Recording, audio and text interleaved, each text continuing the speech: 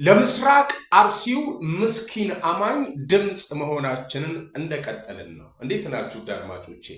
ይሄ እንግዲህ የምስራቅ አርሲ ህዝብ ከተንገላታና ከተሰቃየ ብዙ ጊዜ ተቆጥሯል።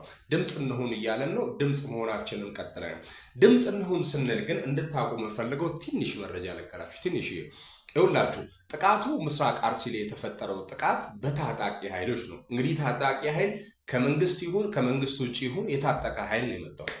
ይህን ህዝብ እያጠቃ ነው። ሲያጠቃ በጭፍን ነው የሚያጠቃው። ይጎዳል፣ ይሰብራል፣ ይገላል፣ እስከ መግደል ይደርሳል። በዚህም ጥቃት 10 ሰዎች ሞተዋል። በደንብ አዳምጡ። በደንብ ምንም አትሆን። ሜን ቪዲዮ በደንብ አዳምጠን ሼር አድርጎ ቪዲዮ እየሰማችሁ ዝም አትበሉ። እኛም የመጣ ይምጣ ብለን ነው ድምጽ የምንሆነው። አንተ ቪዲዮ የምታየው ሰውዬ ኮመንትም ቢሆን ጻፍ። ቪዲዮ ሁሉም ሰው ጋር እንዲደርስ ማለት ነው። ኦኬ፣ ዜጋ ነህ ከሆንክ ማለት ነው። ስለዚህ በጥቃቱ 10 ሰዎች ሞተዋል። ከነዚህ 10 ሰው 3 ስም ልጥራላችሁ። የመጀመሪያው ሰው አቶ ደምሮ የሚባል ትልቅ ሰው ናቸው፣ የ70 ዓመት ሰው።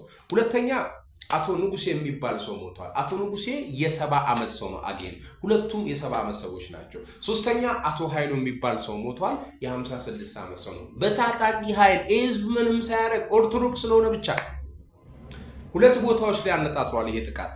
ሁለት ቦታዎች ላይ የመጀመሪያው ጠላታ ጨፋ የሚባል አካባቢና ሌላው ደግሞ ወደ ካራ ምናምን የሚባል አካባቢ ነው።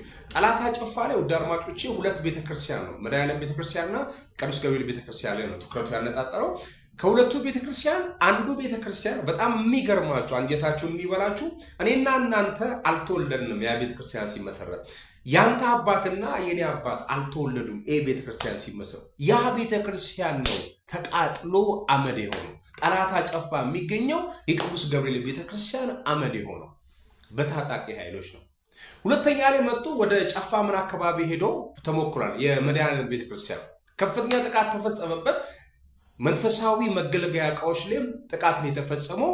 የወደመው ወድሟል። የተረፈውን ለማትረፍ ሲል ያ ህዝብ ጽላቱን ይዞ በባዶ እግሩ እንግዲህ ከዛ አካባቢ ጠፍቷል፣ ሸሽቷል። ይህ ሁሉ ጥፋት ህዝብ ላይ የሚደረገው ከዚህ በፊትም የተፈጠረውን ተጉት ሬሳ እንደ ምን ሀገር እንደ ኢራንና እንደምን ስናይ ነበር አይደለ? እግዚአብሔር ይሄን ለማየት በቃንኛ ማያ ምንድነው ህዝብ ያደረገው? በተዋለደበት ወልዶ ልጅ በሳመበት ባህልና ወጉን በጠበቀበት ኢትዮጵያዊንን ባለበት ምንድነው ያጠፋው? የዚህ ህዝብ ችግር ምንድነው? ለዚህ ደረጃ ያደረሰው ምንድነው? የምስራቅ አርሲ ጉዳይ የሁላችንም ጉዳይ ነው።